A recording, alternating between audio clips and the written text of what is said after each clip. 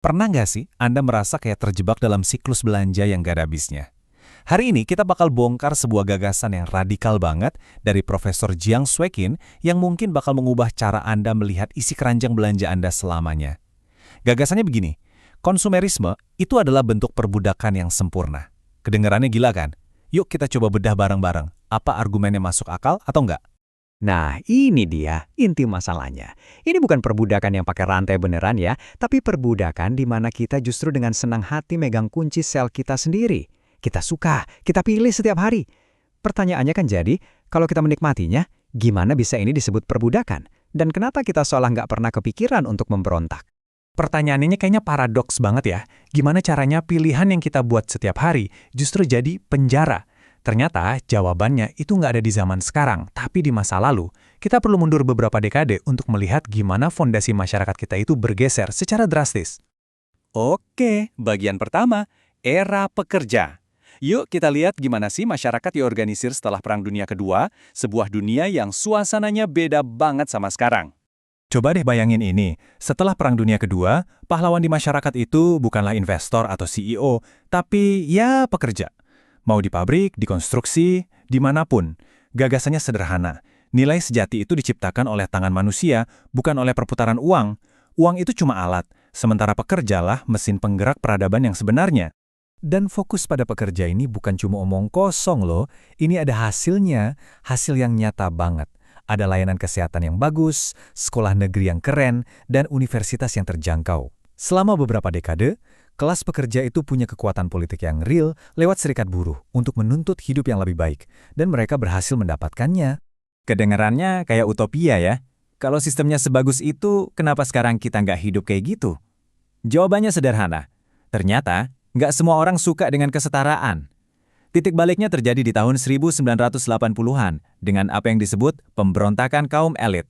Nah, ini dia masalahnya buat sebagian orang. Masyarakat yang berpusat pada pekerja itu jadi terlalu setara. Bagi kaum elit, kesetaraan itu ya ngebosenin dan nggak nguntungin. Mereka nggak mau setara, mereka mau beda, mereka mau lebih. Mereka mau kekuasaan dan kekayaan itu terpusat di puncak. Pemberontakan ini bukan cuma gerakan bawah tanah loh. Ada wajahnya, ada ideologinya.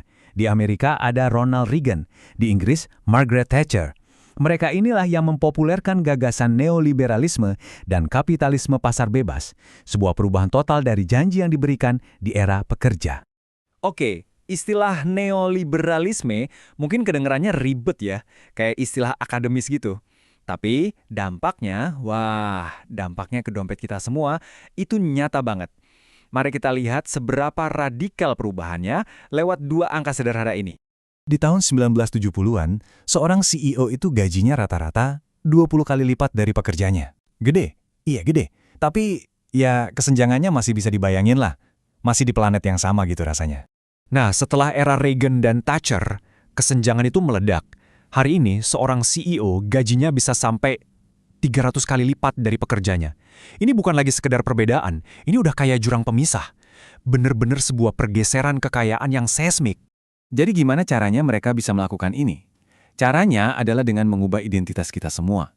Dari yang tadinya pekerja menjadi konsumen. Ini adalah janji baru bagi masyarakat. Coba deh perhatikan pergeseran janjinya. Janji yang lama itu bunyinya, tenang aja, kamu bakal dapat pekerjaan stabil seumur hidup. Kekuatanmu itu sifatnya kolektif, bareng-bareng serikat pekerja. Nah janji yang baru beda banget. Kami kasih kamu barang murah dan pilihan yang banyak banget. Kekuatanmu sekarang sendirian. Diukur dari apa yang bisa kamu beli. Oke, biar lebih kebayang gimana psikologi konsumen ini bekerja, kita coba deh sebuah eksperimen pikiran yang cerdas banget. Coba bayangin ya, besok pagi Anda dan 499 orang lainnya bangun-bangun, cek rekening, dan isinya $1 juta. Semua orang jadi kaya dan kayaknya sama rata. Kira-kira apa yang bakal terjadi selanjutnya? Kemungkinan besar nih, langkah pertama, pamer. Beli rumah gede, terus posting di sosmed dong. Teman Anda lihat, mulai deh tuh rasa iri muncul. Dia beli rumah yang lebih gede lagi.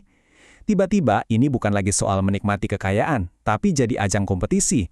$1 juta itu cepet banget menguap. Anda mulai berutang cuma untuk nyaingin yang lain. Dan ujung-ujungnya gimana? Semua orang bangkrut, terisolasi, dan malah jadi saling benci. Nah, eksperimen pikiran tadi itu menunjukkan gimana kita kejebak dalam apa yang disebut profesor ini sebagai logika ekonomi. Ini tuh kayak kita pakai kacamata yang bikin kita melihat seluruh dunia, bahkan cinta dan kebahagiaan, hanya dari sudut pandang uang. Dan logika ini meresap kemana-mana loh. Coba deh pikirin, waktu milih pasangan, pernah nggak kepikiran seberapa kaya ya dia? Waktu milih sekolah buat anak, tujuannya apa? Biar dia bisa berpikir kritis, atau supaya nanti bisa dapat pekerjaan bergaji tinggi untuk beli rumah yang lebih besar. Nah, bagian terakhir, akhir dari sejarah. Ini semua membawa kita kembali ke pertanyaan awal.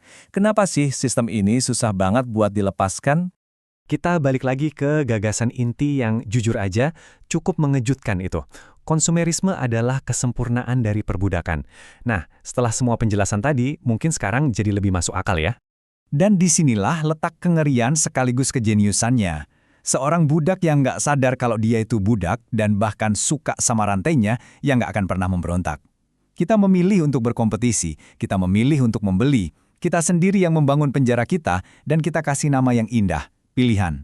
Ada seorang filsuf politik yang menyebut ini sebagai akhir dari sejarah, sebuah sistem yang saking stabilnya nggak akan pernah berubah. Kenapa? Ya karena sistem ini bikin kita semua sibuk. Para elit dapat kekayaan dan kekuasaan yang mereka mau, sementara kita semua sibuk bersaing satu sama lain untuk membeli barang terbaru, terlalu terpecah belah untuk bisa bersatu dan melawan status quo. Jadi saya mau tinggalkan Anda dengan satu pertanyaan ini.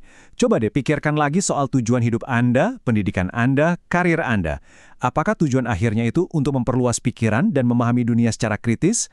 Atau jangan-jangan kita semua ini tanpa sadar cuma diprogram untuk satu hal, mengejar rumah yang lebih besar. Coba direnungkan.